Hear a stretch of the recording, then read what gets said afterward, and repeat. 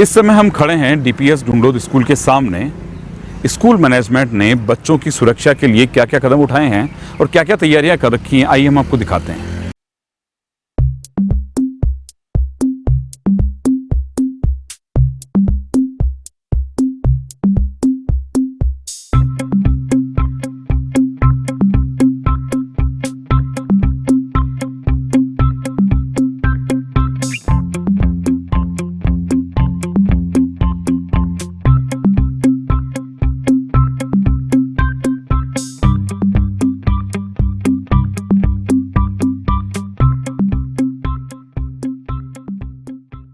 As you can see, these barricades, when from 21st guidelines classes will start, the parents will come to drop their ward and the parents will not be allowed to move further and students will move further through these lines.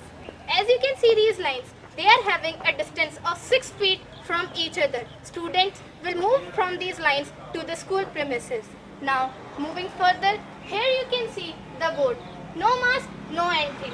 If any student, teacher or any person is not wearing mask will not be allowed to move further inside the school premises. Now as we move inside through the main entrance door, we can see this shoes disinfectant. The student has to stand on it and rub his shoes for 10 seconds and then he or she can move further. As per government's instruction, students from classes 9 to 12 are allowed to go to school for guidance from their teachers. For this, their parents' consent is must. After shoe disinfection, the students will reach here and will submit their consent of their parents to the teacher and then they are allowed to move forward. After showing their consent of the parents, students will come to the coronavirus disinfector machine for the overall sanitization. And here we will go for the 3 steps. First, they have to check their body temperature and it will show green beam if the temperature is normal and it will show red when it's abnormal. Second would be the hand sanitization and it will be based off 80% alcohol sanitization. And the third and the last step is that students have to keep their belongings in this chamber for the UV radiations, and the UV range would be from 100 nanometer to 400 nanometer. After 20 seconds, the students will take their belongings and move to the school. This is contactless sanitizer. It works on the theory of pressure. As we press this pedal, the top of the sanitizer bottle gets pressed and a little amount of sanitizer comes to our end. After that, we can rub our hand and move to our respective classes. For non-contact classes, as the name suggests itself that there will be no contact between students and teachers, we are maintaining 6 feet distance in the sitting arrangement. For any queries and questions, students can ask to the teacher and teacher will explain on the board. And if there is the requirement of paperwork, first we will sanitize that notebook or paper with the coronavirus disinfector machine and then we will hand it over to the student. Our whole school, like corridor and classes, etc. would be sanitized before and after the classes. This is our first aid room or isolation room. In case of any sickness or emergency, the students are allowed to take rest in this isolation room. We will inform his or her parents and medical team. The student will take rest here till anyone will come to help him or her. These are our buses which we are using for school transport purpose. And in this pandemic corona, we are sanitizing our bus 3 times a day, before use and after use. Let us see how they are sanitizing.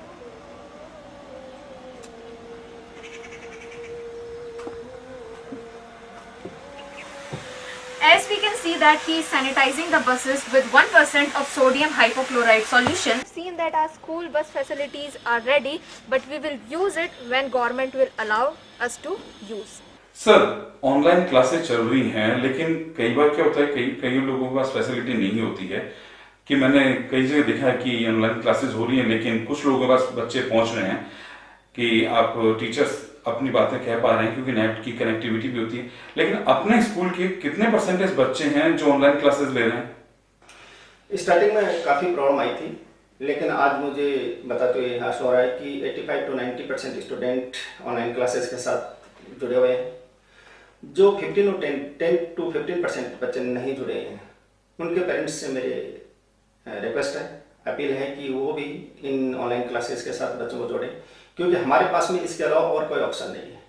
निश्चित रूप से remote area है और उसमें net की काफ़ी problem रहती है, तो इसके लिए हम अल्टरनेट व्यवस्था करें और कोशिश करें कि ऑनलाइन क्लास के साथ में बच्चों को जोड़ें। जो बच्चे 10-15% अभी तक नहीं जुड़े हैं, निश्चित रूप से पेरेंट्स को जोड़ना चाहिए, क्योंकि अभी और कोई ऑप्शन है नहीं हमारे पास में। सर अभी गाइडलाइंस आ रही है कि अभी पहले आप पेरेंट्स से परमिशन लेकर के कुछ डिस्कशन करना है टीचर से, कर लीजिए। सर जैसे स्कूल शुरू हो जाए, पेरेंट्स के दिमाग में एक डर रहता है कि मेरा बच्चा जाएगा क्या सुरक्षित रहेगा, उसके लिए आप कर क्या रहे हैं सर? देखिए, पहली बात तो मैं आपको ये बताना चाहूँगा कि अभी सरकार की तरफ से स्कूल ओपन करने के लिए कोई आदेश नहीं आए हैं, लेकिन अगर स्कूल ओपन करने के आदेश आते हैं, स्कूल चालू करने के ऑर्डर होते हैं, तो निश्चित रूप से डोनर पब्लिक स्कूल सक्षम है और पूरी तैयारी कर रखी है कि हम जब भी ऑर्डर आएंगे स्कूल चालू कर सकते हैं।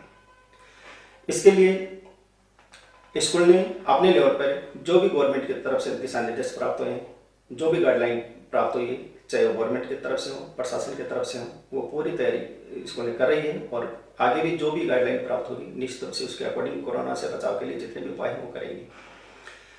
आपने देखा होगा कि पूरा स्कूल कैंपस और क्लासरूम में फिजिकल डिस्टेंसिंग प्रॉपर मेंटेन हो, उसके लिए प्रॉपर व्यवस्था की गई। पूरी स्कूल को सैनिटाइज किया गया, बच्चों का बैग, बच्चों के शू, बच्चों के हैंड प्रॉपर तरीके से सैनिटाइज हो, ऐसी व्यवस्था की गई है। उनका टेम्परेचर प्रॉपर तरीके से लिया जाए, उसकी प्रॉपर व्यवस्था की गई है। और उसके बाद में भी और भी अगर कोई आदेश आएंगे तो निश्चित रूप से उनकी पालना की जाएगी। हम पूरी तरीके से तैयार हैं स्कूल चलाने के लिए। पेरेंट्स के डर पे क्या कहेंगे सर? निश्चित रूप से देखिए, चिंतित होना स्वाभाविक है, लेकिन हम आगे बढ़ेंगे। पेरेंट्स बच्चों को मोटिवेट करें, कोरोना के बचाव के क्या उपाय हैं उसके ऊपर चर्चा करें, खुद भी ध्यान दें, बच्चों से भी कोशिश करें कि वो भी कोरोना बचाव के जो उपाय हैं उसकी पालना करें।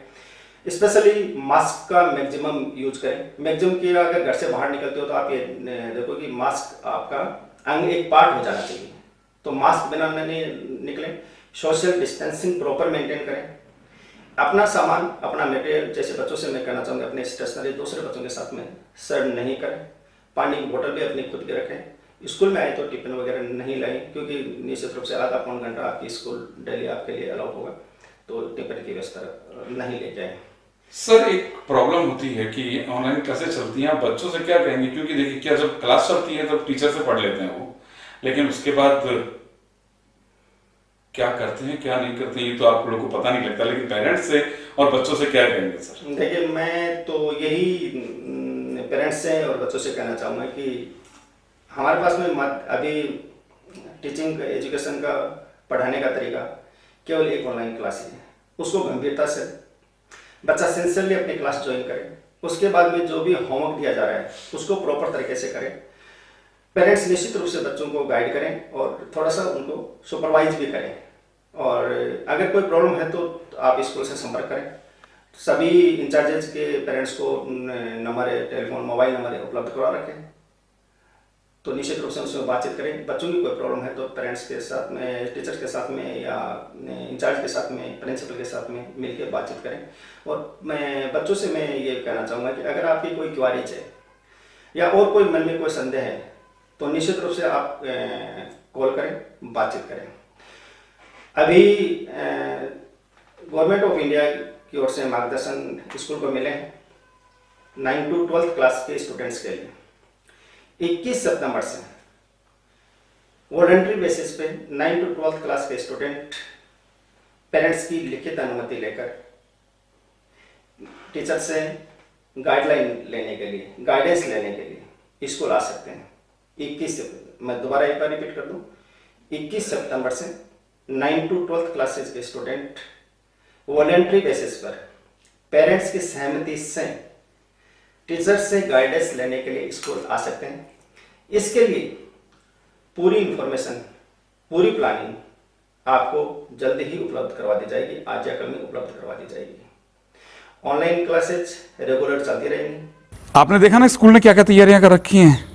पहले क्या होता था, स्टूडेंट बस में बैठते थे, स्कूल में आते थे, बस्ता उठाते थे, टीचर गुड मॉर्निंग करते थे, सीधे क्लासरूम के अंदर। लेकिन अब ऐसा नहीं होगा, पहले आपको गेट पे आना होगा, वहाँ रुकना होगा, अपने सारे सुरक्षा इंतजाम जो स्कूल ने कर रखे हैं वो पूरे पार करने होंगे, उसके बाद आपको क्लासरूम में आना होगा। देखिए, आपने देखा ना कि DPS ढूंढलोद ने बच्चों की सुरक्षा के लिए क्या क्या तैयारियां कर रखी है। ये सुरक्षा ज़रूरी है इस समय के लिए।